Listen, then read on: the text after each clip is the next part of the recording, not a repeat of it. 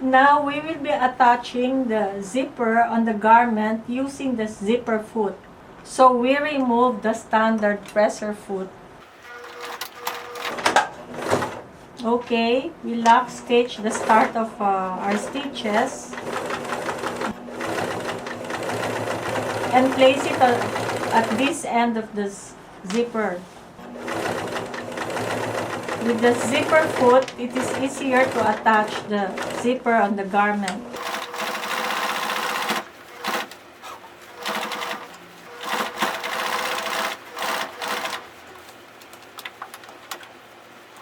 Now we close the zipper so that it is easier for us to attach the end of the fabric on the zipper.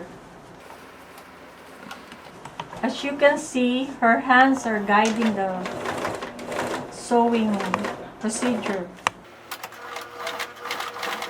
As you can see, she has lock stitched the end of the stitches. Okay, now we will be attaching the zipper on the other side of the garment. First, opening the sewing allowances of the waistline and folding and pinning the garment where the sewing lines are.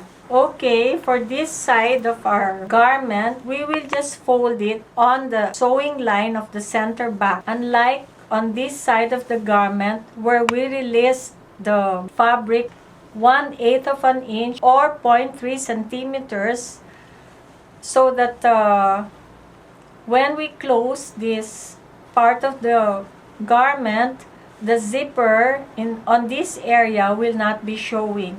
That's the reason we release this area.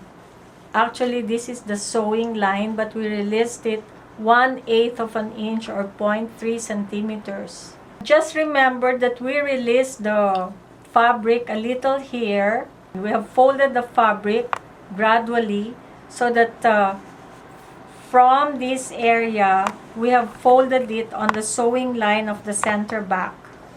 Okay, before we attach the zipper, again we have to pin the fabric on the fold or the sewing line, or we fold it on the sewing line of the center back.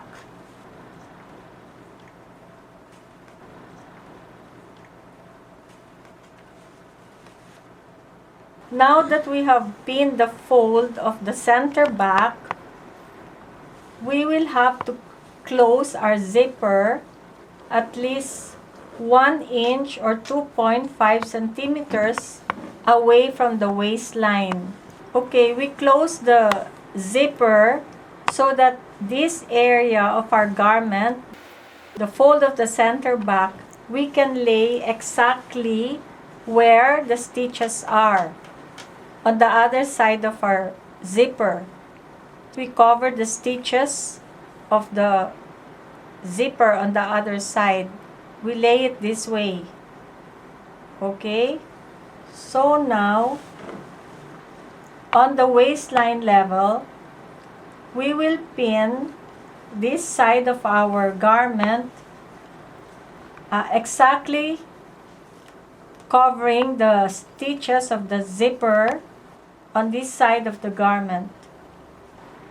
As you can see, the waistline of the garment here is actually aligned on both sides of the back bodice.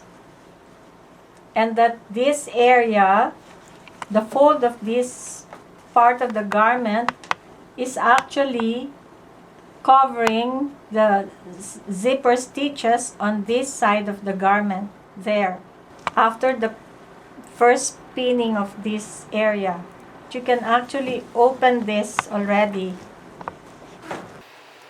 Then we look at the distance of the zipper teeth to that of the fold of the garment. As you can see, it is 1/4 of an inch or 0.6 centimeters away from the zipper teeth. So this is the distance that you will be following while pinning the zipper on the fold of the garment. Okay, now we are pinning the zipper on the fold of the garment, the center back. Actually, the fold is the zipper allowance. I mean, this part, the excess fabric after the fold is the zipper allowance, and this line is the center back.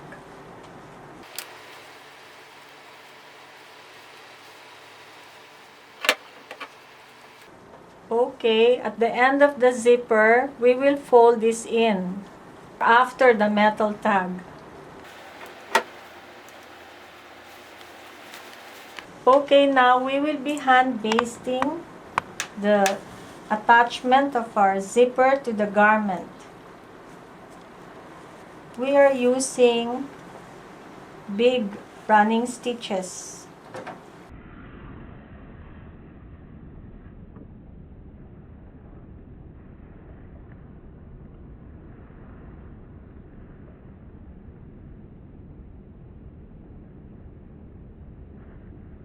We will reinforce our basting by back stitching the thread.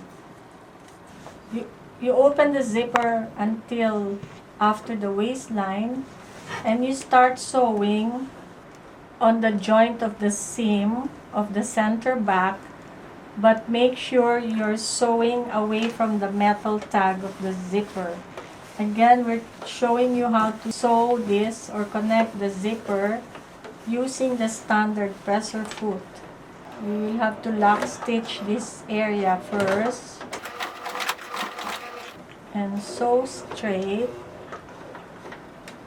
around half an inch or 1.3 centimeters, and with the needle on the fabric, you turn the fabric to start sewing together the length of the zipper on the fabric.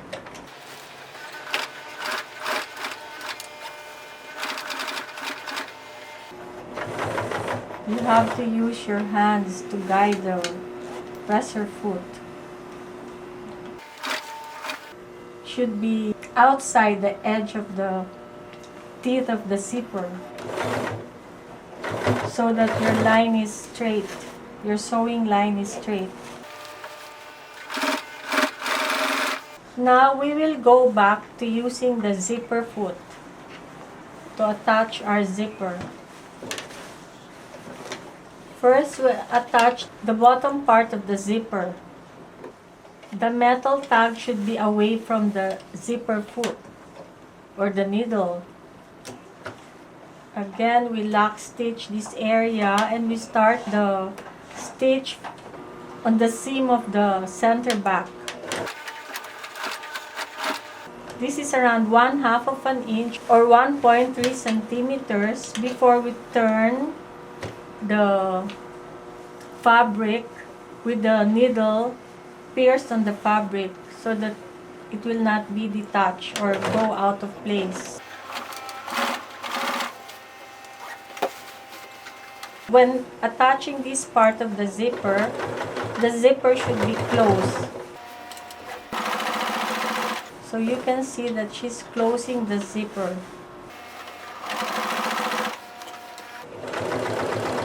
And again, the bar of the zipper foot should be near the teeth of the zipper.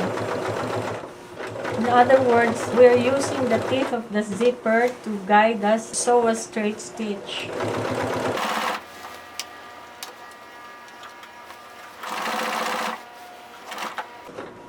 Okay, at the end, with the needle still pressed on the fabric, this time we will have to open the zipper so that the tag of the zipper will not be obstructing the presser foot.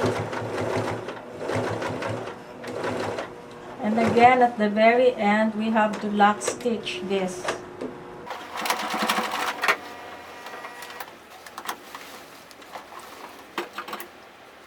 Okay, we have attached the zipper. You will see that the neckline on the left side and the right side of the back bodice is on the same level.